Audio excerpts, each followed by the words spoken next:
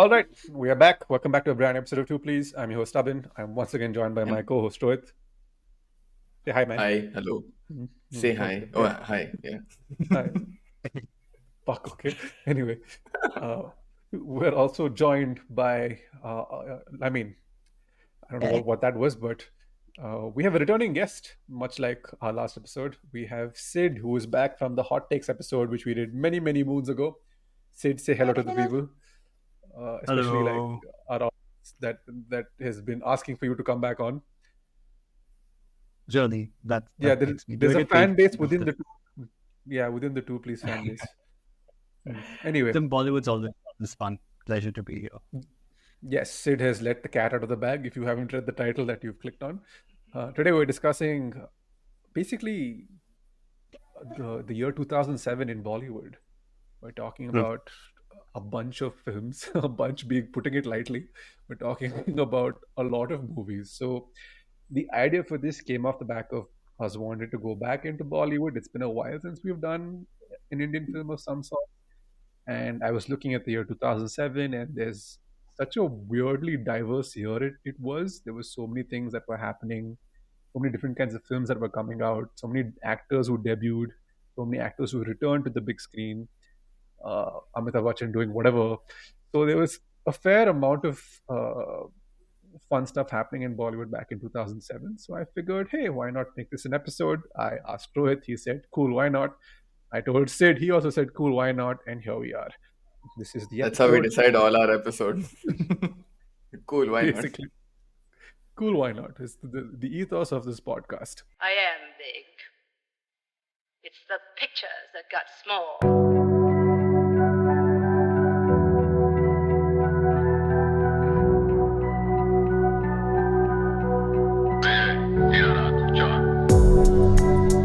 You're gonna need a bigger boat.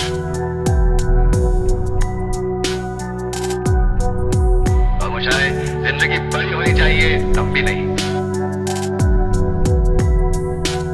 I love you, Miss Cutie. Shut up and deal. Something to So follow. before we get into the movies, or rather, while you pull up that list, Abin, I also just had a thought, right? Why does 2007 feel special to us three here? Uh, I guess, obviously, there were a lot of interesting movies, like you rightly said, some good, some bad. We're going to try and cover, a bit of all of them. But also, I feel it, point in time in our lives, right? We were what, 16, 17 around that time. And also, you're like deep in the throes of puberty, and some of these movies you relate to them in ways that you probably wouldn't say when you were 2 3 years younger, right? Especially Mhm. say something like a Jab We Met. I'll get to it when we discuss that movie. So I think it also the year holds significance in the point in time in our lives as well, and the kind of movie watchers that we've become. At least for me, I look at 2000, I would say Yeah, that 2005 to 2007 as that watershed period when I was like, okay, I am like really going to watch movies and form opinions. I'm not going to be a casual, movie goer or a viewer. I don't know. I Mm. just had that thought.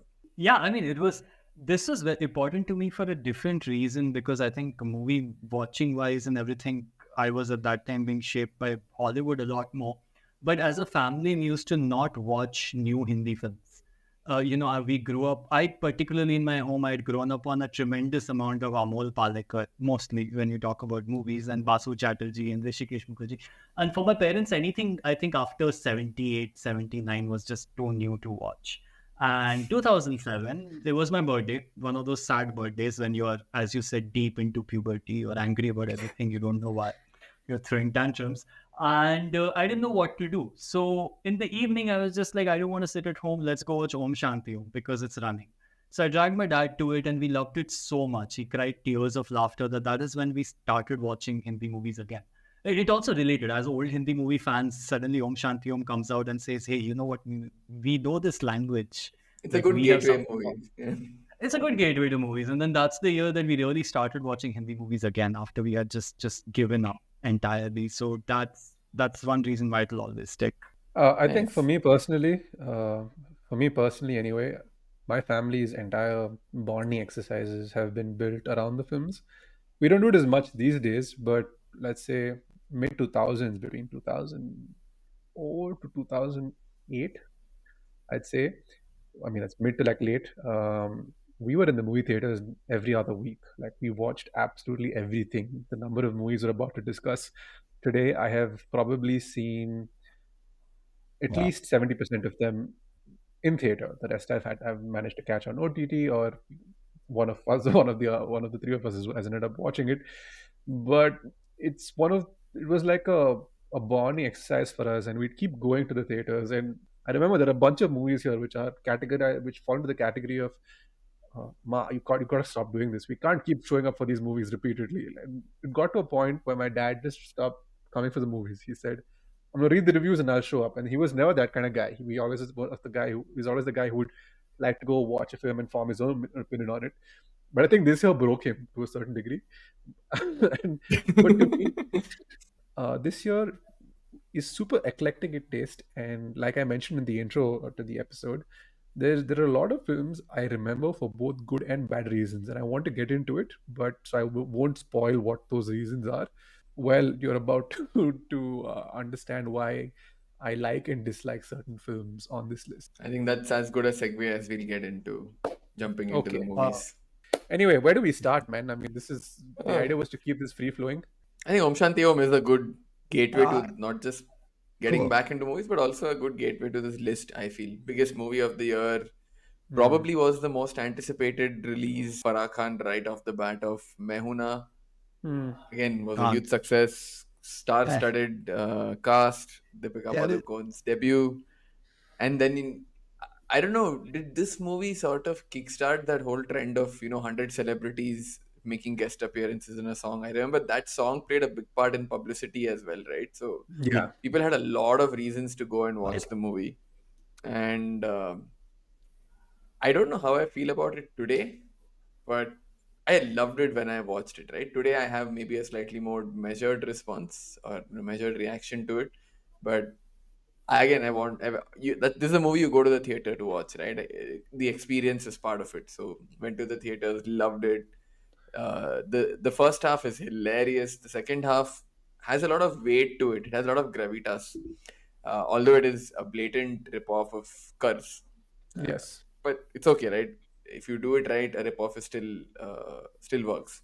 So yeah, I don't know. I mean, let's unpack it. I'm having a lot of thoughts, come in at once. I feel like you can do a whole episode on Om Shanti Om, but then uh, the thing is, I think what I really love about the movie, I loved it. I didn't understand it then, but one of its greatest appeals is it humanizes all these people from Bollywood, right? And there was a big part for it for us as well, because one of the reasons like we didn't really watch a lot of Bollywood was because it seemed like, oh, the stardom had changed, the actors had changed, the way that didn't appeal to us. But then to see them here, Shah Rukh Khan in particular, uh, constantly, I think this is a theme in Shah Rukh Khan's life, his interviews, his work, where he has this great sympathy for the small guy in Bollywood. So it's a love letter to Bollywood, but not in the sense of, hey, the best of us is great, but rather the small artist, the character that he starts out with.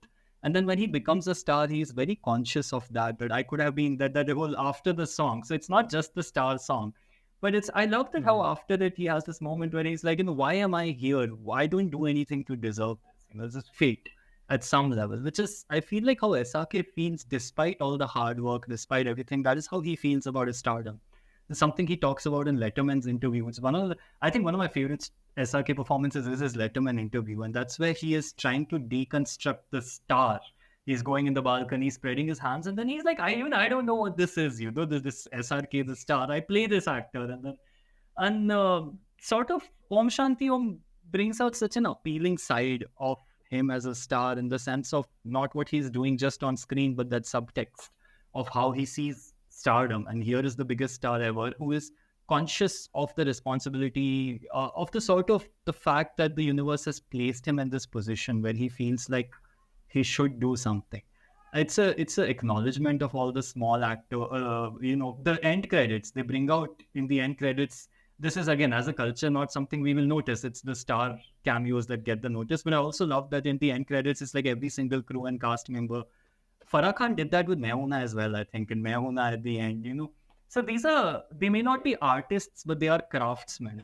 And they have a lot of respect for all the craftsmen they work with. And this is that part of it is something I really like. That I think a lot of the humor comes from that. It stops the humor from being mean spirited in a way that sometimes Sajid Khan films become. It stops the humor from being stale. It's nice. That's something I really like about that film. My reasonings for the film, I mean, why I like this movie so much. When I first watched it, I really liked the first half, and I was very disappointed with the second half because the first half had set up this wonderful thing that I had never seen in Bollywood, where Bollywood is making fun of itself. And Right. that to me was probably the first time I was seeing it in a Hindi movie ever. These were jokes that I was getting. I didn't know much of Manoj Kumar, but I knew exactly. I knew the hand, Suraj Bajatya like haunting corridors and picking up random lines from different Yeah. people.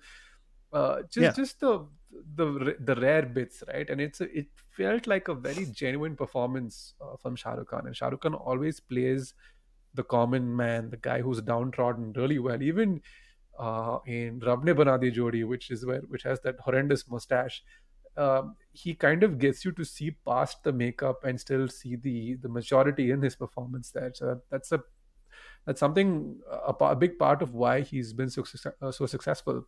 Over the years, I have come to appreciate it a lot more, given how Bollywood films have gone since.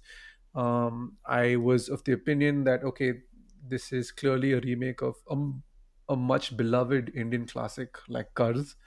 And my opinion changed swiftly after the year following, where Karz was officially remade as Karz, starring Himesh Let's not Reshammiya. talk about it. Yeah, but there was still excitement with Om Shanti Om because that first half was so good. Even the second half with the whole Rajnikant tribute and him fighting the tiger, Yeah. and a social commentary on how South Indian films were always so over the top at the time. There's nice little bits in there for the movie lover in me. Performances wise, I think Deepika Padukone, you knew instant star, even though her voice is heavily dubbed in this one. Her opening sequence, the Doom Tana song, and the way it's matched, I think right then, when you do something different, you instantly hook your audience's attention. The fact that Doom Tana is married in with old Jitendra songs, with old songs from the 60s, 70s, and they're digitally placed in, we've never seen that kind of stuff before, or at least done And so it's well. It was actually assembled by Lakshmi Kant, I think. Lakshmi Kant Pyarelal, who gave so many hits in the 80s and 70s. They got Pyarelal ji to come and do the instrumentalization for Dhoom Tana, which is why the sound of it is, again, so typically from that 80s era. Yeah. With the music, of course, you had this was the start of the six pack app craze, right? Because I think this was the first film to have done it, and so Shah Rukh undergoing that body transformation at the age of 45 something, and getting people who've already loved him back into audiences. It wasn't a particularly big reason for me, but I just go watch a Shah Rukh Khan film because it's a Shah Rukh Khan film. But there were a lot of attractions that got people into the film theater, and I don't think anybody left fully disappointed. In the years following, I have found it to be one of my favorite films to have come out of the little era. Personally, it's a great encapsulation of how good commercial Bollywood cinema can be. It has the right amount of melodrama, it has the right amount of comedy, there's the right amount of self-reference material in there. So I'm a I think big for fan of better film. or worse, if somebody had to ask you what is a Hindi movie, like Yeah, this is the this is what you would archetypical suggest. Yeah, Bollywood film. exactly. For a variety of reasons, I wouldn't actually call it a typical Bollywood film. I think Main Hoon Na is much more of a typical Bollywood film, but the melodrama in Om Shanti Om for me doesn't work. In Main Hoon Na, I actually connect to the melodrama as well, or at least the drama, the sob story, the background. In Om Shanti Om, I'm like, yeah, that was the dragging part. But it had style, man, like nothing else. It had Arjun Rampal's villain character. So I mean, you're talking about young people in the gym, but here in the college and MNU, I have people who are now Gen Zs, like because I'm the 20 years old. Om Shanti Om is a big thing with them. It is a part of their culture as much as it was ours. There's still, I have a friend who's 19 now. She's from Haryana, and whenever she is down, she either goes to Jab We Met or to Om Shanti Om. Those are her go-to movies, pick me up movies. It has stayed. I think Om Shanti Om has stayed, and it is something about it. I think will stay for quite some time as long as people remember this crop of Bollywood actors and those references don't fade. It's always gonna be cute and relevant in some way. I actually wanted to make a point on that front as well. Stability is a good indicator of how much impact a movie has had, right? Like picture abhi Mm. baki hai mere dost is still said out Mm. of context of the movie, right? It's something that has gone beyond the film, like how All Is Well happened with Three Idiots. So the movie True. has gone beyond the silver screens. Also shows the the diffusive effect that it had in our general cultural Mm. zeitgeist. That's it. So, brief background cultural zeitgeist is a phrase we somehow work into every episode for some reason. It just happens. This reminds me of Ryan George for some reason, but yeah. Mm. But yeah, Uh, that's Om Shanti Om. Mm. What movie do you want to discuss next? Um, I think this was a big year for Akshay Kumar. Like this is, I mean, this was the time where Akshay Kumar kind of cared about the movies he was doing. Now I have no idea what his plan is. I think he's released his fourth film this year, and I had no idea that he even had like three other releases. It's just he's just churning out movies for no rhyme or reason, and it keeps going. But this was the year he had Bhool Bhulaiyaa, he had Welcome, he had Namaste London, and he had Hey Baby, and three of those Wow, rather what a odd, year! yeah, All and four were all hits. four, yeah, all four were massive hits for him, right? Hey Baby being a Sajid Khan film, I think it was Sajid Khan's debut, and it was a remake of Three Men and a Baby. Welcome was this comedy caper that came towards the end of the year, and but to this day, I mean, I wouldn't say now not so much, but between 2018 to 2020 had this sort of cultural resurgence. It was everywhere. I knew people who were on their dating apps, had on dating profiles, kept saying "Alu lelo, kanda lelo." There were welcome memes everywhere. The whole Dude, I still occasionally, when Poonam is on a call or she's deep in some drafting, I'll just go up to her like, Alu, Lelo. She's like, what the fuck? I'm working. So, and yeah, my favorite line from tremendously any, rewatchable. it's like a stupid, like it's prime money's Basmi material, right? Like Yeah. it's a case of a comedy of errors, and it's filled with some extremely stupid uh, humor, but it's you always end up laughing at it regardless. I don't think there ever will be a time where I will not laugh at लगता है किसी गधे को घोड़े पे बिठाए. Yeah, And I'm just remembering laughing when he comes to that son's funeral. Feroz Khan is like, asks Paresh, तुम कब आए? सबसे पहले मैं ही आया. What a random. Like Paresh Rawal's delivery of that line is just epic. so I Oh feel welcome man. is like And the whole it's like control with the control. yeah, exactly. Majnu Bhai. I think this was the film that finally put me well, at peace with Anil Kapoor's mannerisms in films. I think after this, everything else that came after was much more palatable because I was like, okay, I understand your grift now. Like I get what you're trying to do. yeah, Welcome is a big film. I think my father is still, I don't know, loves quoting that line. Randomly out of nowhere, he will go, "अरे ऐसे कैसे? हमारे यहाँ तो biscuit को भी पार्ले जी कहते हैं."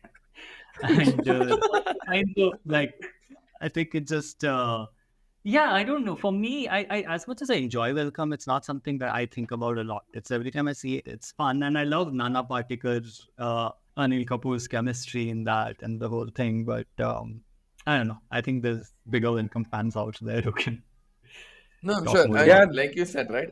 I don't seek it out.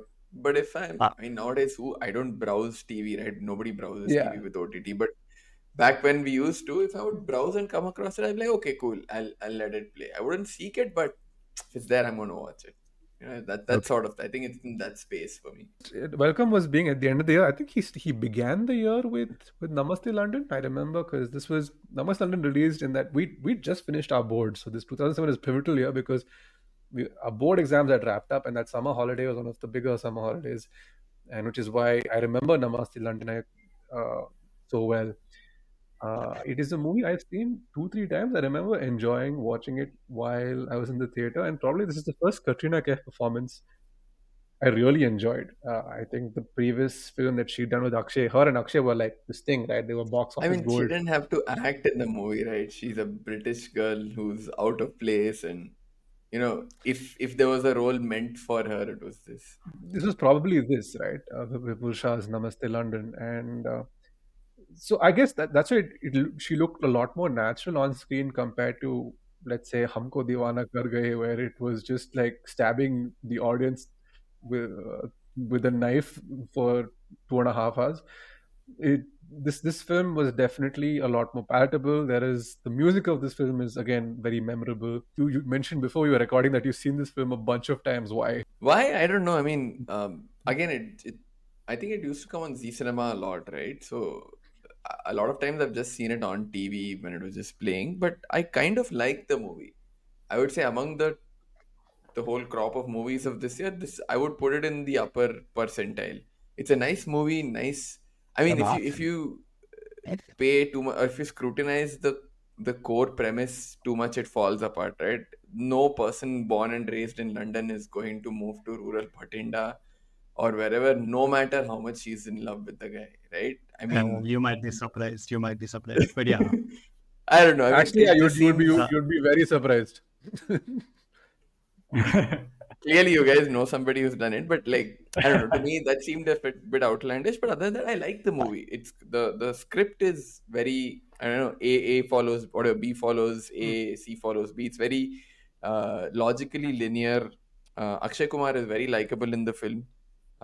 So is Katrina. Rishi Kapoor again. Rishi Kapoor again. I don't know how he has this certain ineffable quality about him that you just like him when he's on screen, right? He has that presence. He's very, even in this movie, he's not necessarily a nice guy, so to speak, right? The way he deceives Katrina is not nice, but you get his point of view, however parochial that sounds. You're like, yeah, okay, I get it. He's trying to do good by his daughter, although his sensibility is skewed majorly as to how Yeah. to go about it. But it's a fun movie. It's got its humor. The music is amazing.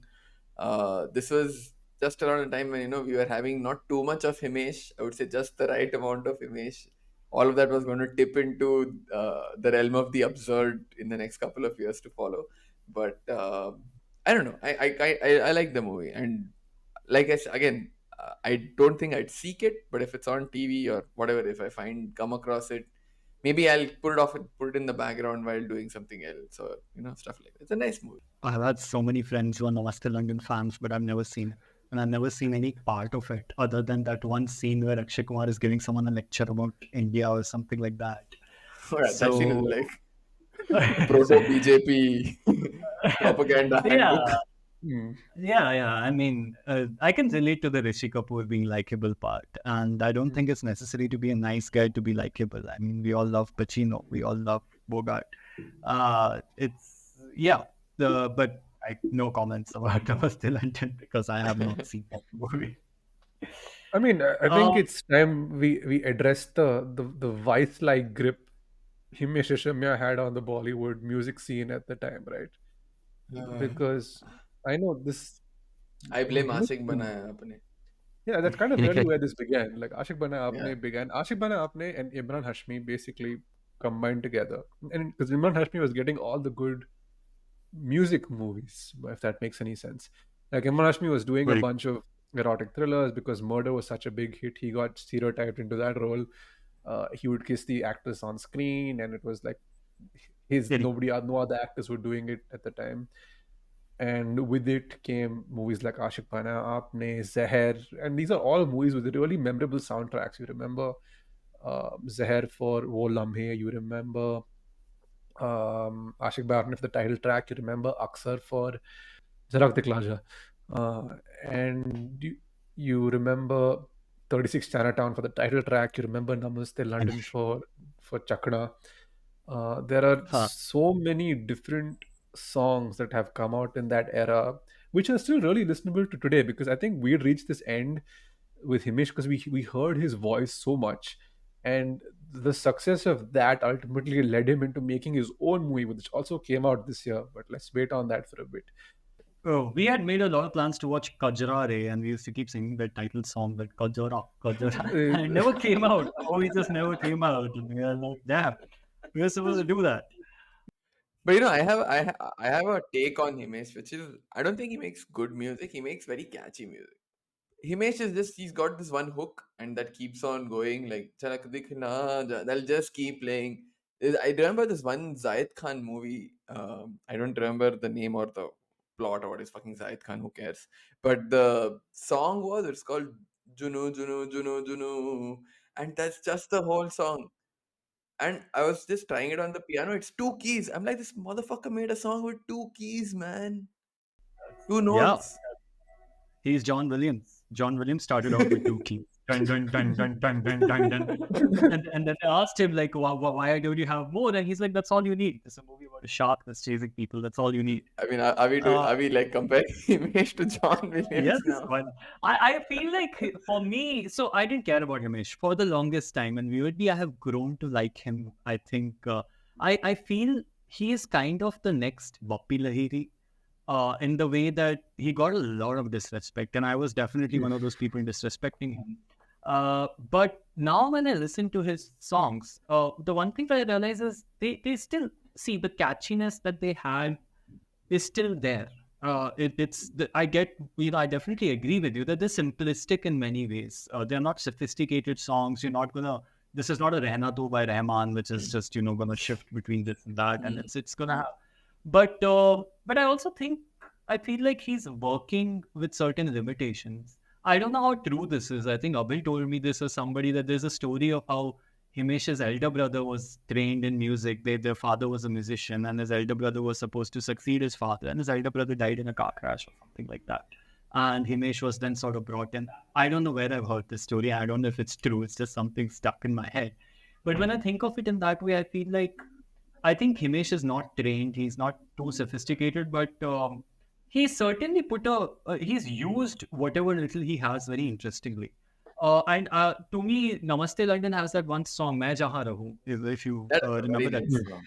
Rahat And Fateh and Ali Khan. even, yeah, yeah. And Yeah. sorry, before you get, Yeah. there are good music. There is good music that Himesh has given. Tere Naam soundtrack is really good, right? That is like, again, what Correct. I would classify as nice music before he got into this catchy thing. Coming back to your point, Mm. Meja harkens back to that old Himesh, which is more melodic. It has that thera, it's not jumping to get into that earwormy kind of space. So there are, No, I get the point you're building to. yeah, no, but what I was also surprises me about that song is when you hear Rahat go full volume, when he goes, no kehne ko saath hai apne." Mm, It sounds very Himesh like. It is, you suddenly it get a does. sense of It if does. Himesh actually was trained and could sing. This is what he's trying to do. And here is a very, very, very trained singer pulling that off quite well. Himesh does the same thing, but he doesn't have the vocals for it. His Correct. his vocalizing and his singing, I think, is a lot to do with the ridicule he gets because he really is not a singer. And the more and more he brought his own voice center stage into his songs, the more he ruined it. Uh, but but I think he did bring in this. I wouldn't know how to describe it in technical terms, but there is a certain simplicity and power in a sense. He has that one powerful beat that will start, that will then sort of keep you going, and then on top of it, he will layer maybe 2 or 3 layers, not more than Mm, that. And it works more than anything. It kind of works because he doesn't shy it away. works. Yeah. Mhm. He's not trying to. I think it sounds like he's putting whatever he has into it. A lot of times you Mm, listen to, say, an Anu Malik. Anu Malik has done some great stuff. Preetham has done, I think, when he's good, he's very good. And that year was the year of Life in the Metro, one of my all-time favorite yeah. soundtracks. Yeah. Yeah. But at the same time, there are so many songs. These guys are just winging it. You can hear that this is work that they are just sort of throwing out there because they need to. With Mm, Himesh, I think it's hard to categorize him in that same category. He is limited, but all these songs work because he's put everything he has into them. And you may not like it, you may like it, mm. but it's interesting. It's interesting to listen to for sure. I agree. He may be limited by ability, but not by effort or like, Yeah. Mhm. application. I totally agree with that. But yeah, But the other yeah. movie you mentioned is also something we can quickly discuss, Abin. Life in a Metro. Hmm. Like Sid said, lovely soundtrack. Uh, Probably the best soundtrack of the year. I know Jabbi Mat is also in the mix, but again, to me, I think the best soundtrack of the year was Life in a Metro. It's got that. again what I'm calling good music quality, right? It's if you can pull off singing any of, like I like to sing, I'm a bathroom singer, right? If I can pull off singing any of those songs, I'm like, hey, I feel good about myself because it's like a nicely arranged, intricate song. The music is very intricate, like, and probably the best Yeah. aspect of the movie, right? Not that it's a bad movie, but the one that it's ripped off, the poster is right behind me there. So Mm. it's ripped off the most. I mean, the entire track is the Mm. apartment essentially. So Yeah. uh, movie, I mean, you don't. The movie doesn't get points for originality, but decent execution, very good performances. Again, if you have Kangna Ranaut, KK Menon, you're sort of assured of great performances. Movie gets a little draggy in the last one third, I'd say, which is a problem. It's a common plague in Bollywood. We don't know how to end our screenplays tightly, is what I feel. But Mm. again, not super rewatchable, but a good movie with an outstanding soundtrack is how I'd put it. Yeah, Yeah. and Anurag Basu certainly I feel doesn't know how to end screenplay sometimes. But then I'm thinking of Jagga Jasus. Jagga Jasus, I think, deserves a whole episode. The movie, there was something in its ambition. It just never went anywhere. This is the But we're most not one there. of the I most want to say, frustrating movie watching experiences ever. I don't want to get into Jaga Jasus because if I get into it, I will start ranting, and I don't want to uh, because I'll just say this is the first movie I adored what they were trying to do, and I was so pissed off with what they did. So we'll just leave it at that. what they ended up. But there Yeah, are reasons for basically, that. It's because you see history. you see the moving parts Uh, in the film. You're like, I can see what you're trying to do, and we would have had a Tintin like franchise had you shut the fuck up and just done it. But this is what we ended up with, and we've never seen the film again. Okay, it is what it is. that But 2007 for me is also the year of Guru, which I like because it introduced me to Mani Ratnam, one of my now all-time favorite directors, and indirectly introduced me to Tamil films, which I ended up watching a lot because, and it's the one time Abhishek Bachchan got his moment in the sun, I think, and I yeah, like Abhishek Bachchan just as a person, so it's nice to Yeah. see him. Uh, but Guru, I think uh, I don't know if you read Bharadwaj Rangan, and immediately after Guru, I tried watching Yuva and Ravan, eventually Ravanan. And he criticizes Guru as being very middle of the road Mani Ratnam. It's a film that goes very safe with how its protagonist is this. You are just supposed to be rooting for him all the time. So the screenplay is trying to question the morality of what he does, but it does it so weakly. It is like, oh no, you're supposed to like him. Mm. But a great Mithun Chakrabarti performance as Ramnath Yeah. Goenka. And Yeah. something you don't see from Mithun a lot, a very different kind of Mithun as the patriarch, Mithun as the dignified older man, but with his own ego. Madhavan as Arun Shourie. It's just, I think, as somebody who likes politics and history, it's always fun to watch. I don't think it deserves the highest platform in cinema, but it is important. People still watch it. Guru is still a favorite for a lot of people I know. I personally enjoy the film and the soundtrack. Tere Bina is one Yeah. of the all-time greats. Like Yeah. you always gonna listen to it. And this once a month, twice a month, twice a day. I think. Which is the song where they're sitting on the swing, and that is my favorite song. क्यों Eh, उस Hairat, तूफान- Eh Hairate Aashiki. I eh, love Hairat. that song. that Yeah, entire again, great soundtrack, music. Yeah, yeah, it opens with Maya But Maya, does it not? And it has it that does. It does. Middle Eastern twist to it, and then it quickly pivots to Barsore, which again is phenomenally choreographed, shot beautifully, the and of course Tere Bina and the other songs that you mentioned. Does Mani I Ratnam re- work with a specific DOP usually? Because it's Santosh Shivan. He always works with Santosh Shivan. uh, I of think. course, yeah, I'm not surprised. Yeah, I'm not surprised the Uh, movie looks so good. Yeah, And you yeah, have to see because Ravanan, man. I think Ravanan is one of those. Wow, have you seen Behne De? Just Mm. Behne De. You have to see it, not just listen to it. You have to I see know, I it. It is know. so I good. just unfortunately, whenever I hear about the song, the first thing that comes to me is the meme of the whole "Give me your sisters" because he's Ravan. There was this whole Hmm. joke that was doing the rounds. But yeah, even that, Yeah. I think the whole movie was shot around. I mean, a big chunk of it was shot around Hogenakal, if I am remembering correctly, which again is stunning location. Hmm. Mhm. So yeah, Maniratnam picks his like locations, and his cinematography is always he knocks it out of the park. While you were Yeah, he's one of the. recalling the song, I mean, I just remember Barsore is a beautiful song. I love Ravanan a lot, but we're not talking about that right now. So anyway, Huh. your turn, Abhin. Oh, about Guru? Well, I really enjoyed the film when I first watched it. And I really wanted this to happen for Abhishek Bachchan. If I'm being perfectly honest, I think he'd had like a career at this point where he'd done some utter crap, and this I felt was, oh, the moment this is Abhishek Bachchan's redemption. We're going to see a new set of films that come our way where he's the star and that presence can really come through on screen because he does have the presence. You can't not be the progeny of two very good actors in the industry and not have screen presence. It's just that the films he was getting, he began with Refugee, which again it's not a bad movie, but again, it didn't really do too well. And then there was a slew of really bad films like Tera Jadoo Chal Gaya, Bas Itna Sa Khab Hai, and he was always the like his These are film. movies. Yeah, these are movies. Yeah, with and Okay. Oh, yeah, you with didn't know? Bas Wow. Okay. yeah, Bas They all Itna have Sa good Khab Hai. music though. Yeah, Bas Huh. Itna Sa Khab Hai was Goldie Bell's film, which tanked, and Goldie Bell was Oh, really upset because it did so badly. But then he cast him again in and then Drona he in moved. 2008, so which was very I bad mistake. think filmmakers had this obsession with casting Abhishek Bachchan as these really morose, uh, intense characters, which doesn't work for him.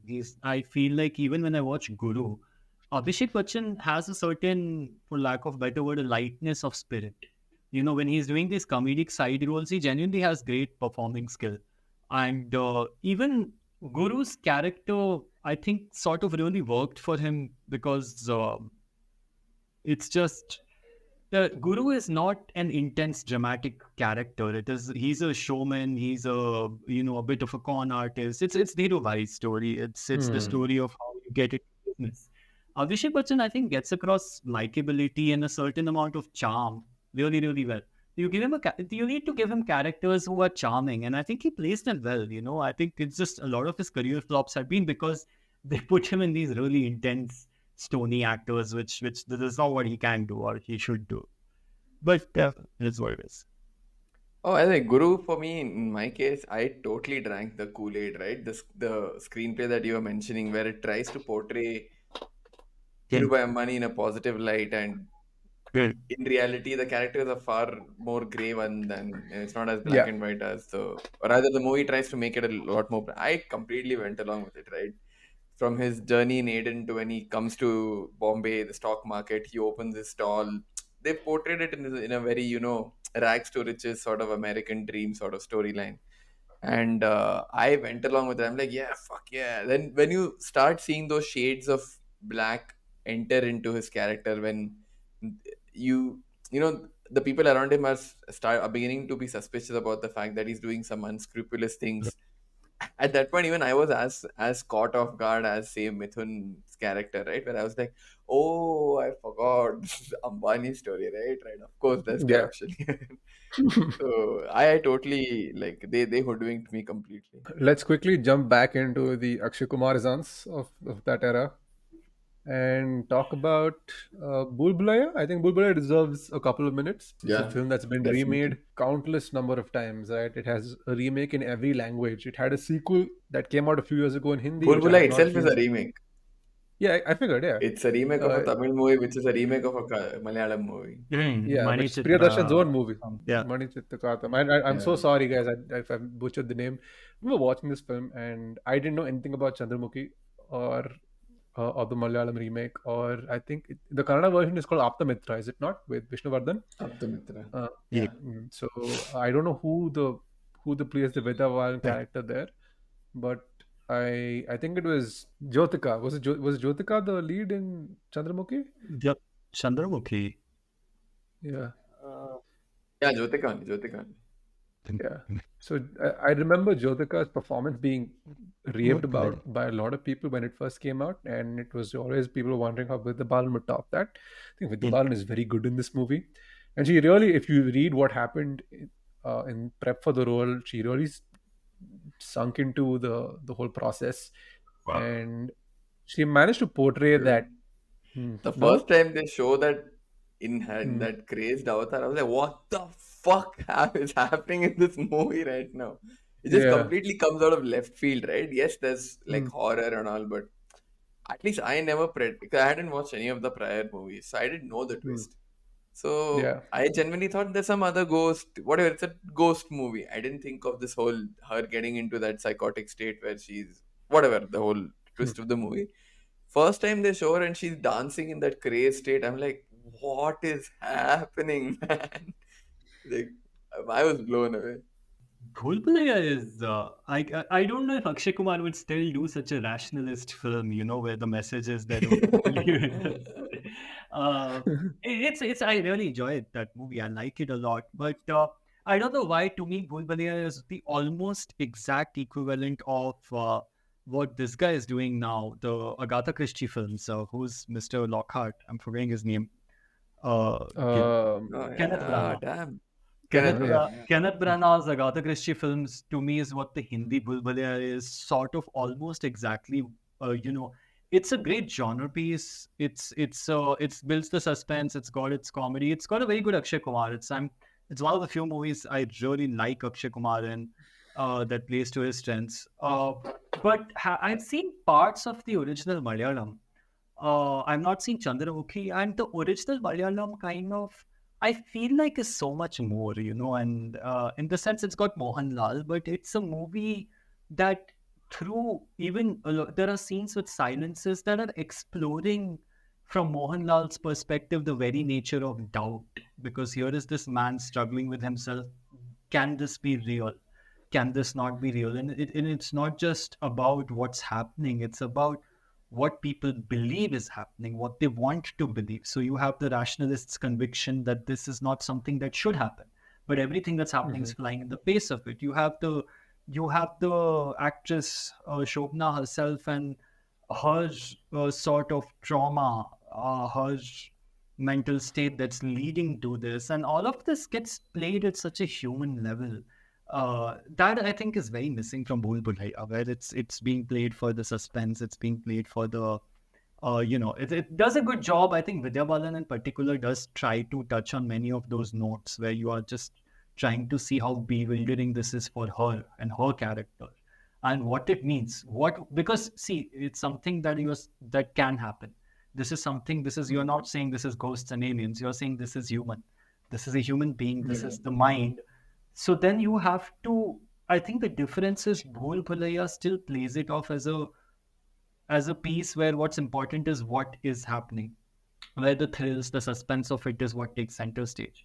But the original and the bits and pieces I've seen, and even as a theme, as an idea, this is something that can go to the very root of human psychology itself. This is not. It's not that, oh, it's this funny human condition, the way like we think of Yeah, no, multiple and you're personalities. right. That aspect is just brushed Huh. aside. I would say it's very briefly, like part of this whole mumbo jumbo monologue that Akshay Kumar has. It gets Bro. more maybe two lines, right? There is potential to really talk about the human condition and how the Yes. mind works, right? There's so much, there's such a rich vein to mind there, which I'm guessing the Yeah. originals do.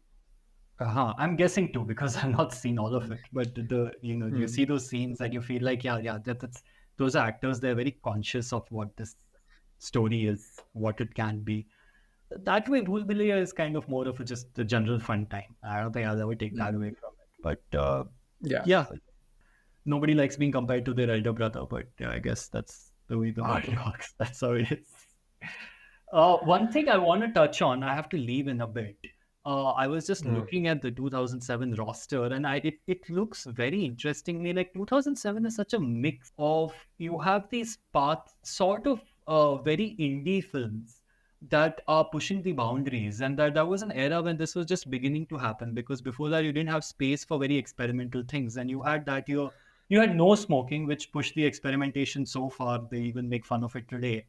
But you Hmm. had You had Manorama 6 Feet Under, which we were talking about a few days back. You had Mm. you had Eklavya, which I think in its own way is quite interesting. You had these movies, you had some of the most old, lazy Bollywood type stuff. You had Dil Dosti, etc. You had Hey Baby in its own way. Full and Final, that Mm. movie annoyed me so much. Um, but uh, but for me, I think there was this thing, Amitabh Bachchan with two movies that year. Three actually, but I'm not counting Mm. R because R is a different issue. Okay. Chini Kam and Nishabd. Mm. Again, Hmm. such a big star throwing himself into, one more successful, one less successful, but very outrageous premises, two very taboo love stories of sorts, both about the older man, younger woman. But, it was a year when these things were sort of just beginning to happen. People were doing those ideas, big stars were doing those ideas. And I think Mm. Nishabd is something I want to see. I've not seen for the longest time. It was not a movie I would ever think of. But now I think about it, I'm like, how did they do that? It didn't stick. Nobody watched it. It was very controversial. Mm. But I want to know, how did they do that?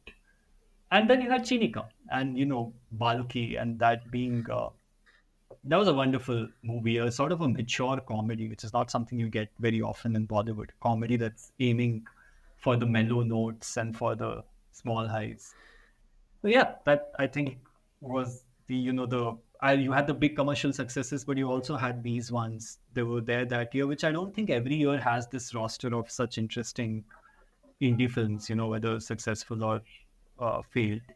But 2007, something was happening, something was changing. You can see that. You look at the movies that were going on, and you feel that this was a time Bollywood's trying to adapt. There is sort of everything is being thrown at the wall. It's such a mixture of things coming out. I think, Sid, while we have you, there are a couple of movies, two more that I'd want to get your take on, which are again big films of the year. One, the first I want to talk about is Tare Zameen Par, directed by Yes. Amir Khan. It was the Darshil Safari movie. Let's call it what it was, right? Yeah. He was the Yeah. whole and soul of the movie. Excellent performance. I think perfectly suited for the role. Not sure how his career panned out after that, but I think given that we had given our 10 standard board exams then, and the whole weight of what decisions we make for our future, the core premise of the movie also resonated with us. The pressures of success and uh, the lack of freedom to express ourselves, which is to varying degrees, it has become so ingrained in us, right? Being Indian kids, you have to do X, Y, Z things, and having the freedom to find your own path is a luxury not all of us can afford or have afforded. And it's very heavily relatable topic, Again. and I would say played out maybe a tad too melodramatically, especially like there are parts of the movie where they are manipulating you for tears. In hindsight, the whole Ma Yeah. song is super manipulative, I feel, but but still nonetheless a great movie, right? Not very, I wouldn't call it rewatchable because it's a heavy film, but a very very nice film, probably among the top percentile, again, I would say top three movies of that year for me. Uh, yeah, I don't know. Abil, you have anything you want to say about that? Recently? What Tare Zameen Par? Yeah. Well, I mean, when I first watched it, it was very. I mean, obviously, it tugged at your heartstrings. The whole theater was crying. It was a really emotional tale. Since then, since the years, I don't think this movie has aged particularly well. It feels very manipulative in hindsight. I understand it's a great directorial debut for a director like Amir. I think this was a great film for him at the time. The soundtrack again is very good. Dashil Safari is very good. It really helped change the lives of a lot of people in India because dyslexia was an issue that wasn't being discussed about, and for generations, kids have had either been forced to live with it, or left-handed. This, even something as small as being left-handed is considered bad luck to certain families.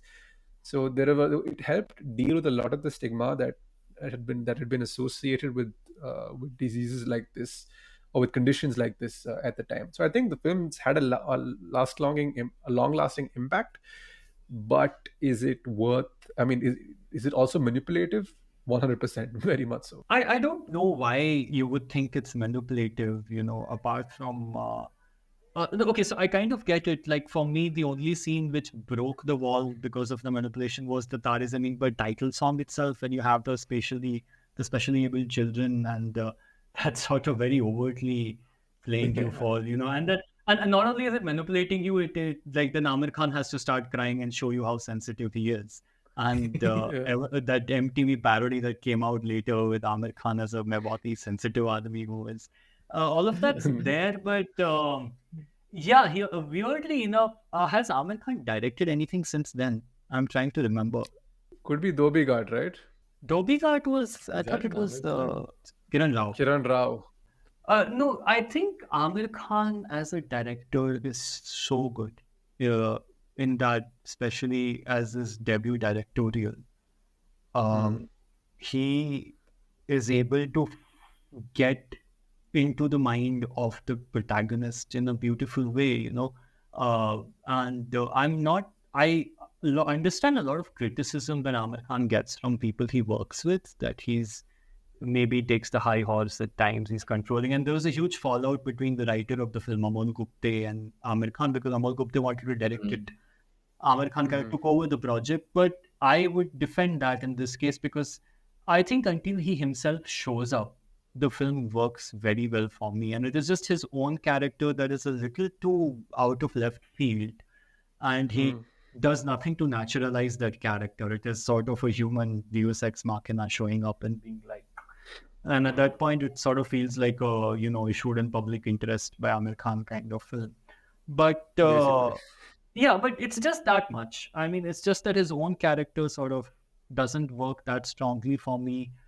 It has got such a great, the mother, the father, and both actors, I think Tisha Chopra, and I don't know the father's name, and the Shil Safari himself. It's just the way the songs are visualized. Bam Bam Bole, again, little on the nose maybe, but very energetic visualization, very cool. Hmm. More than that, I feel like Mera Jahan was a beautiful song. If I cried in that movie at Hmm. any point, it was Mera Jahan, because that connected so much to my need to walk out of class and just roam around the city and wanting, Hmm. it just felt like it touched something. Um, I think it's a great film.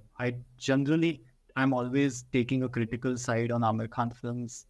I get the criticism about this, but Hmm. I think the film goes for a very emotional thing and largely gets it so right. It is genuinely, you feel like the people involved in it cared about what they were doing. This is something that, and it's fundamentally a film about being misunderstood. I don't think it's a film about the education system or about anything of that sort. It's just a film about you being somewhere where no one understands you. Anybody who's ever felt that way can connect to this film at some level. That part of it works. I think when they went whole hog with the education, so I don't like Three Idiots. That didn't work for me. I don't Hmm. particularly agree with that message that, oh, our education system is screwed up and blah blah blah. I think it's a very easy sell, because you're gonna have a lot of people who want to believe it, who are suffering at it, or who feel like they're suffering at the receiving end of it. But this isn't a film about that. This isn't a film that's really painting anyone as a villain. It's just saying Hmm. that, sometimes you have to make that. And it gets a lot of things right. The withdrawal, um, the way when somebody's in a place where nobody's reaching out to them, they tend to act out, they tend Mm. to withdraw. All of this, again, without being overtly okay, it is overtly discussed in the end where Amir Khan comes and explains it. But yeah, I think the film it works, and I love the way it's directed. I mostly love everything about it. I think even if it isn't Hmm. perfect, I really like that. For me, TZP is good. I don't know. It's not something I watch a lot again and again. That would maybe dilute it. But Hmm. the memory of having watched it that first time is very strong, and is still there and still sticks with me, how it felt watching it. So yeah, I love that film. Which one next, Abhin? Chak De India or Jab We Met? जब भी मैं क्यों देखूं मैं नन्ही Munni. Mm. Okay, let's talk Jab We Met. This movie came out of nowhere. I mean, I think at the time the big news was that Shahid Kapoor and Katrina Kapoor had been dating for years, had finally had broken up, and it was like, oh, this big scandal about how things were, about this relationship falling out, and the two had done a movie together with Imtiaz Ali called Jab We Met. Now, Imtiaz Ali had done was Socha Na Tha a few years ago, not really a household name at the time, and in comes this movie, and overnight becomes a sensation, right? You have, of course, it's got a great soundtrack to accompany it, but the film itself is such an engaging watch that generations upon generations, like Sid was talking about how people in his class tend to go back and watch these movies whenever they're feeling down. I think that's been the case with my sister and my mother for years. I remember when the DVD for Jab We Met came out, and this was Moza Bear. I think Moza Bear had the rights. Yeah, this is how old we are, right? Moza Bear, who used to make CDs and DVDs, they had the rights to the Jab We Met What a DVD. throwback. Yeah, look, This catalog, podcast is brought and to you by Mozart Bell CDs and DVDs. Moza. So they ended up. I remember my mother went and picked out the DVD, which we still own to this day, and religiously watches it every year. A lot of people relate with the free spiritedness of Kareena Kapoor's character. Of Shahid Kapoor's, I think it's a Shahid Kapoor coming of age film, right? Like ultimately, this was the start Hmm. of Imtiaz Slightly Ali's more I Can mature, Fix Him slightly movies. more. Also, like Shahid Kapoor played Hmm. these chocolate boy, bubbly kind of guys. Bubbly is not the right word, but you get what I mean, right? Hmm. Slightly Yeah. yet to figure his shit out types. And Hmm. this movie, he plays someone with a little more, again, gravity to the character. His backstory has some depth, some sadness. He doesn't play somebody who's happy-go-lucky. Kareena Kapoor shoulders that burden inordinately, so if I may add. But you're right. I Hmm. think this is a Shahid Kapoor sort of coming of age film. Sorry, I butted in right there, but the coming of age just made so much sense to me. The only thing that I kind of am, I not to say I dislike about the movie, it just irritates me is how much of a manic pixie dream girl Kareena Kapoor is in this film, right? Like the extent, right? Like the Yes. extent, Yeah. it is grating. Have you lived, like, do you know life is not fun? It's not fucking, fun and games. You can't, don't be this. If somebody is that happy all the time, it irritates me, right? I'm like, come on. And eventually, like, somewhere in the middle half or the middle of the movie, when she does, I really feel bad saying this, but when she gets her comeuppance, because, reality hits like a ton of bricks, I'm like, finally, right? A person this positive cannot go through life without consequence. So, Hmm. sadistic part of me is sort of happy that logic finally prevailed, and her jump first and think later approach had some sort of downside to it eventually. Again, I know I sound like an asshole saying it. That aspect of her character is the only part that I sort of dislike, but otherwise I love this movie, right? See, here's the thing. I think it's all very much a part of the story, what Rohit is saying, right? Because Hmm. she is supposed to be annoying and grating. And it's when Shahid Kapoor loses his shit at her in the train. Like, he's like, "Tum kabhi chup nahi hoti kya?" Like, matlab, you just go on. Hmm. And he's the one who's also bringing that other side of it to her. The things she does don't really work out entirely. But then the thing is, nobody's personality or character ever works out entirely. I think that's the point. That's the way the movie sees a relationship, where each person brings that thing that balances out the other Hmm. in a That's sense. true. Uh, That's true. because when she falls hard. That entire and that lovely song by Ustad Rashid Khan, the Aoge Jab Aoge Kabhi. jab, yeah. That entire Hmm. sequence, it's that when she finally is confronted with the fact that the way she wants the world to be is not always how it is. And the key is always. The point is, it is sometimes like that. There is a part of the world that is that, and that you need to remember as well. That's what Shahid Kapoor learns. That Hmm. sometimes you have to sort of go the deep way as well, and sometimes you have to. Uh, Dude, this movie has yeah. one of like my funniest like throwaway lines in Bollywood history, I'd say for me. When Uh, they go back to her house and Anshuman is like he's irritated and he's like, यार वो मुझे गन्ने के खेत दिखाने जा रहे हैं नहीं देखना यार मुझे गन्ने के खेत क्यों देखूं मैं and मत शाहिद देखो कपूर मत like देखो यार मत तुम्हें देखो मत मना मना देखो कर मत दो and then देखो and then they actually show him coming with like sugarcane sticks और नापने के लिए वो गन्ने के खेत लाना पड़ा बेचारे को You see Anshuman, I see Anshuman is our favorite Hilarious. character. Anshuman is the Yeah, best yeah. character. Hands down, hands down.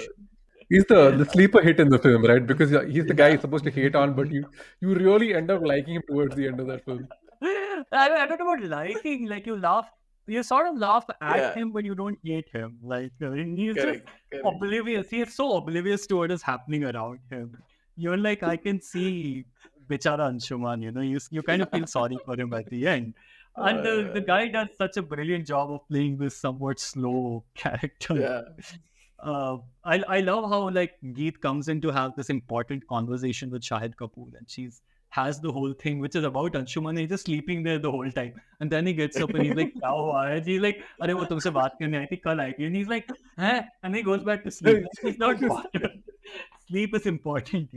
So it's just yeah. Jab we met, I think it just drags for that little bit in between. Like there is this. yeah. It you could have removed that 10 or 15 minutes in between, and it would have been. And Kareena Kapoor is pitch perfect. I mean, I if she annoys you, she is supposed to be annoying to that degree. But Yeah, yeah. you can watch. I don't think anybody else could have pulled that off. Can you imagine Katrina kept trying to like play that? Oh I mean, my god. people say it's just Kareena Kapoor herself who is that way, but that's suddenly Imtiaz Ali. I don't know what he did or what the script did, or it was in her stars. This one movie for me is now when Kareena Kapoor's like 50 and I'm gonna see her, I'm gonna think Geet. When she's 60, I'm Yes. gonna be like, she gets a lifetime pass for everything as far as I'm concerned. Because it's not that it's the most likable or amazing character ever. It's just it's something very difficult to do, to be to be that happy-go-lucky character and not make it artificial, not make it annoying. Uh, beyond more than it needs to be. It's this movie we have seen. So my brother, when he was very young, he was 5 or 6 years old. He fell in love with this film, and back then he used to get obsessed. If he likes a film, he will watch it again and again. And then he got diarrhea, so he had to be hospitalized. 3 days he's in the The hospital. story took a turn. Okay. Yeah. So 3 days in the hospital. He's a young kid. He's like a boy. He was not even 5 or 6. He was like 5. He's in the hospital. All he wants is Jab We Met all day long. So we used to sit in the hospital ward and we used to have 6 shows of Jab We Met running all those 3 days. I see the movie again and again and again and again to the point where not just me, my entire family, every single dialogue, every single frame is burnt into our minds. And we still I'm just love it. imagining Sid and his brother like, मुझे ORS पिला रहे नहीं पीना है मुझे ORS मत पियो मत पियो, रहने दो. It's not just that, it's the cab driver who starts singing तुम क्या जानो तुम क्या हो, and it's just a bunch of and of course the legendary Hotel Decent. Yeah, Oh, Hotel yeah, I was Decent. about to, It is hands down my favorite Shahid Kapoor film. I mean, Yeah, Shahid Kapoor is not even the standout of this movie, poor guy. But I look at this film and I feel like Shahid Kapoor just went so hard trying to prove he's not a chocolate boy, one after the other doing Kamine, Heather. He's like, I will prove to people that I'm a, whatever, I can be this badass, whatever. I'm like, you don't have to do, Jab We Met is a great example of something Shahid Kapoor can do and should have stuck to. At least sometimes should go back to. Okay, don't stick to it. Not every film needs to be this boundary pushing Kabir Singh, I'm a toxic male and I will do this kind of shit. I'm like, dude, yeah. you're a short, cute guy sometimes. Don't try to be the Raja of Mewar. You don't look good when all of 4'5" stand up with the sword and go Rajput. It just Jab We Met is so good and so perfect. I think Jab We Met is Just that kind of a undressed movie that Shahid works. Kapoor. Not even the guys who made it could have made sure it works. It just hits the right note somewhere. Yeah, right. Also, great year for Preetham, the Life in a Metro, and this again a Yeah. banger Yeah. of a soundtrack. Yeah. I think Live in the Metro is for me definitely more interesting musically. Jab We Met is just easy listening, but it is so good. But yeah, before Sid left, we were about to discuss Chak De India, right? Chak De India Yes. came out, I think, the latter half of 2007, and it did two things very well. One, it brought out an insane Shah Rukh Khan performance, and it also was a very good film. This is a film I've watched a couple of times, but is still somehow it stays fresh. It's not a movie that that gets boring very quickly, in spite of it being an extremely by the numbers sports film. Extremely by the numbers sports film because we watched Hollywood movies. India doesn't do sports films. For those who haven't watched Yes. Hollywood movies, this is revolutionary. Hmm. Which is the other? What is that Amir Khan cricket movie? There's that. There's Lagan. Aval number. There's Aval Oh, Number. There's that. Then there's Chamatkar if you want to consider that as a sports movie. Then there's Lagan and there's Goal, which was again this Dandanadan year. goal. But Yes. yeah, but other than that, there's like a handful of sports movies. So this is a sports movie done right. Think about it, right? You're doing Lagan and stuff which are even narratively very different. You haven't even done a stereotypical sports movie so far. So Chakte Hmm. India Shamit Amin comes in, he's like, hey, I'm going to borrow like a Miracle or Miracle is the Miracle on Ice movie, right? The one with Kurt Yeah, Russell. but Yeah. yeah. I'm going to borrow a Miracle or a Mighty Ducks sort of underdog story and base it in reality, put it in the context of a cliched Hollywood sports movie, and it works. And Hmm. like you rightly said, it is, I would say, along with Swades, Shah Rukh Khan's best performance. Shah Rukh is Yeah, I best when think. he's subdued, when he's earthy, when he's not doing bombastic over the top stuff. That's when he shines best because screen presence and charisma, all of that, it's effortless to him, right? Yeah. He doesn't need to overdo it. When he Yeah. allows it to be at the right level and just focuses on his performance, that's all you need. That's when he's most watchable. Like the 70-minute speech is still, I Yeah, think, played to certain in certain teams. And I'm just thinking about it and getting goosebumps. I mean, I've seen my fair share of inspirational speeches in movies. Everyone talks about how Al Pacino's speech in Any Given Sunday I was Sunday is just like gonna say, the any given go-to. Sunday, basically. Yeah, Mm, is the go-to speech. But I somehow find maybe it's the Indian in me, so where I'm like, oh, with Shah Rukh, it's a lot more relatable. But वो 70 minute खुदा भी वापस नहीं ले सकता है, such a powerful line. This movie is extremely like relevant in my life for one particular reason. It's a very silly reason. Now, like the end is the penalty shootout is when it's happening, and then he's trying to gauge her footwork to see which side she's going to go. And she says, and then he realizes she's going down the middle, and he says, "Ya khuda, ye to straight ja rahi hai." Every single time I've had friends over, like for a FIFA night or something, and there's a penalty in the game, we bring up this moment specifically. Oh, bro, you're about to Yakuza it. So it's just yeah, Khudai. so and it became such a popular thing that when we like meet different groups and we were like, okay, what do you want to do? It's like, bro, Yakuza it, and everybody staring us as to why. And then the one Indian in that group would have been like, you fuckers, I know where that's from.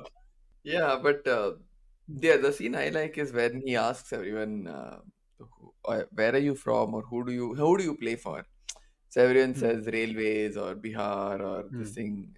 The only one, Vidya, whatever her name is, her full name, her character says, "I play for India." And Hmm. then he says, she's the only one who got it right. All of you play for India. Forget where you come from. What matters is now you play for India. I really love that message.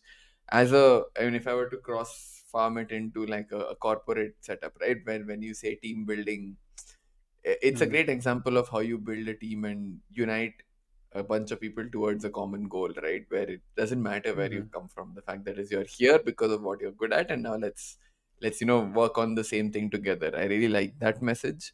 Also, the scene where they fight back against those guys in the canteen is surprising. Like it's a feminist scene out of nowhere, right? I know it's a little Hmm. cliched. I mean, physically fighting back is not all that. It's not just the thing that feminism is about, but it's a great flipping the script where these bunch of women are just like fuck these guys who keep like eve teasing and Hmm. this thing, right?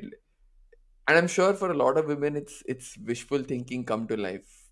I'm sure every woman has been in a situation where if they physically could, they would want to beat up some of the people that Yeah. eve tease them. So this is like bringing that fantasy to life. Like hockey stick, like they're just palofying on these guys. That even as a guy in the theater, you're like a maro unko, maro. I'm like I got into that scene. So it has its great moments. I honestly can't find fault in any aspect of the movie. I Yeah, mean, I it's a wouldn't say great. it ticks all the boxes, hits all the notes. The only problem with this film is that instead of revitalizing hockey, it became an anthem for cricket, and which is just how just Yeah, how that's so things work in sad, this right? country. Like, yeah, I just Yeah, can't. Hockey, अरे वो बोलो, fuck that. Chuck the India. Take just the title, put it to cricket. yeah, Forget the rest yeah. of the It became hockey aspect yeah. of it. Chucked into like I'm sure even now the World Cup is happening right now, and I'm by the time this episode goes out, hopefully it's either wrapped up or it's still going. Chuck India is playing everywhere. It's the nation's rallying cry for sports. And ironically, But 2007 was one of the worst World Cups for India, right? We got out at the group exactly, stage, yeah, and you have Chuck yeah. the It was India, one Chuck of the India, over. We're out. no, yeah, because then it took the nation's attention away from cricket, right? Because like okay, because everyone is so pissed off about cricket, and then Yeah. so in comes the hockey, and they're like, oh yeah, hockey is where we're going to like cut our teeth. This I mean rather is where we're going Yeah, to and like everyone divert forgot our India has attention. been shit at hockey for a while. Yeah. But yeah, moving on from Chakti India, let's quickly wrap up and go through the list of other films that were released this year. I think let's talk about Tararampam for like 10 seconds. It was a movie about it's like Days of Thunder meets Yeah, basically Pursuit Days of of Thunder. Happiness. Mm. Yeah, in a And way. it's it's like it starts off as a race car movie and becomes this increasingly melodramatic film that was very Because off-putting. By Bollywood the can't end, I help itself. hated being in the theater. Like they use a dog they to emotionally manipulate the audience. There's so many things wrong with this film, but one of the most successful movies that year. Then there was Madhuri Dixit's return to the big screen in Aja Nachle again, which had a great title song, but it was a not so good movie.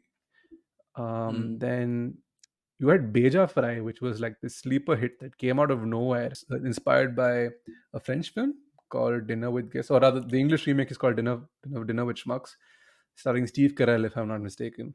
And that Yeah, came yeah, after Beja Fry, because Beja Fry was the big yeah, hit, and yeah. it made Vinay Pathak a household name.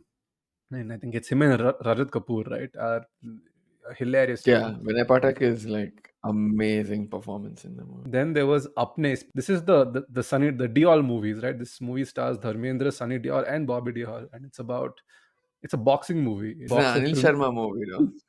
Yes, yeah, Anil it's Sharma this makes his chaotic. lowest common denominator like demagogic bullshit like Gadar, this movie. Fucking crap movies that for some reason work, dude. Fucking Gobar Oh, this movies. was a semi hit that year, It was a but hit. It's mm, Anil Sharma just mm, does. Gobar movies are the only way. Gadar is a Gobar movie, dude.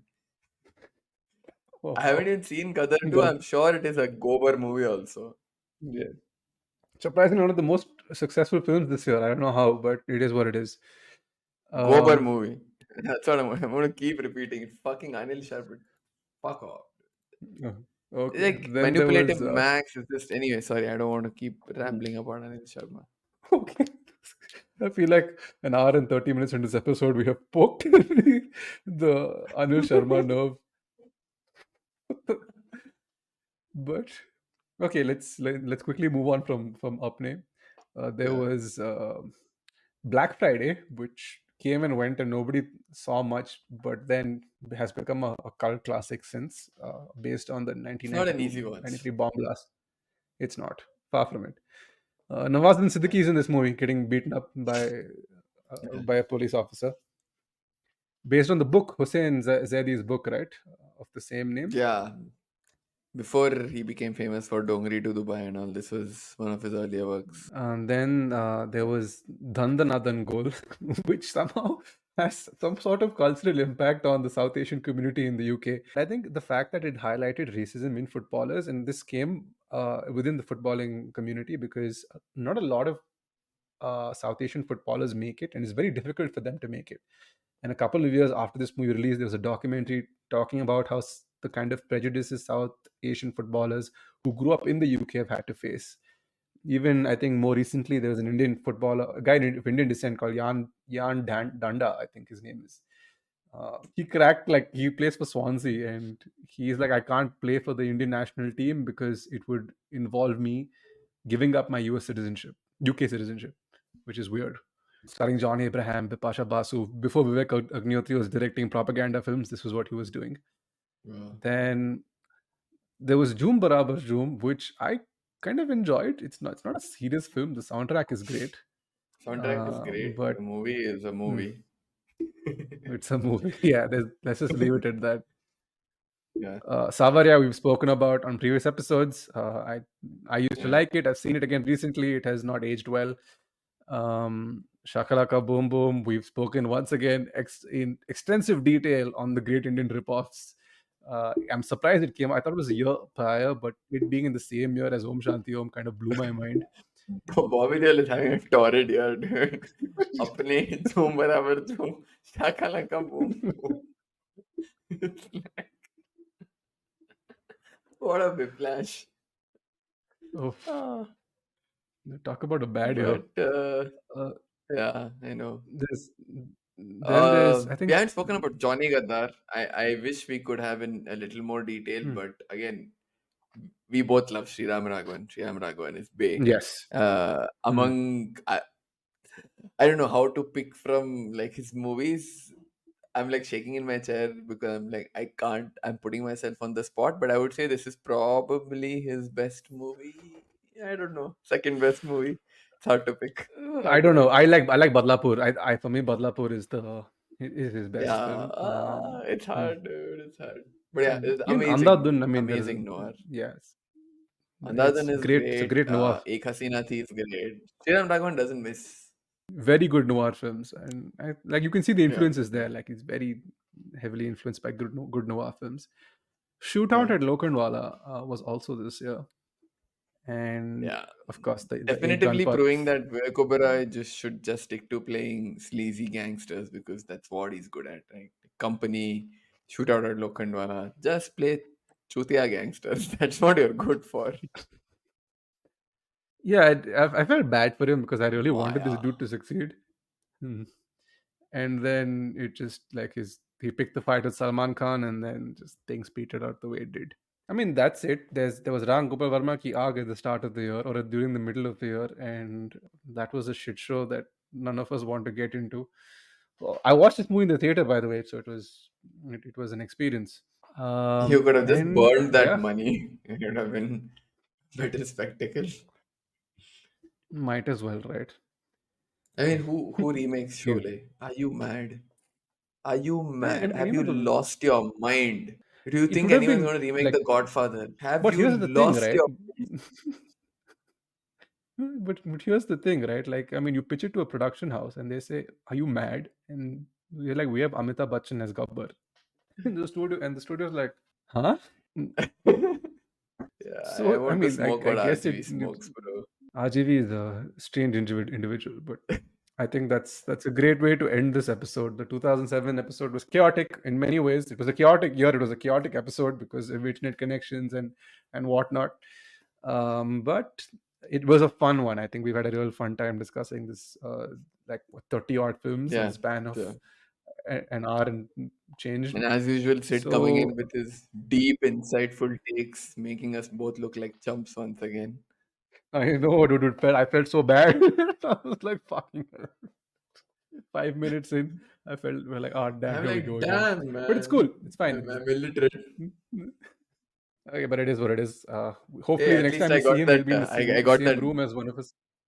Kanne ke khet reference in. I'm just happy. I was like, that's the one box I want to take in this episode. I want to talk about that scene. Mission Okay, accomplished. mission accomplished. Okay, that's us. We'll see you on the next episode, everyone. Take care. So they opened their big mouths, and out came talk. Talk, talk.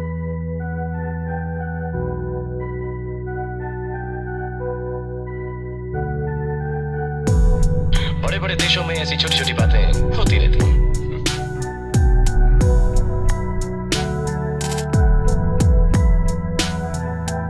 Frankly, my dear, I don't give a damn.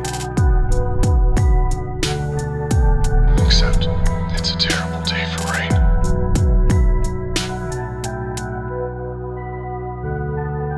In case I don't see ya. Good afternoon, good evening, and good night.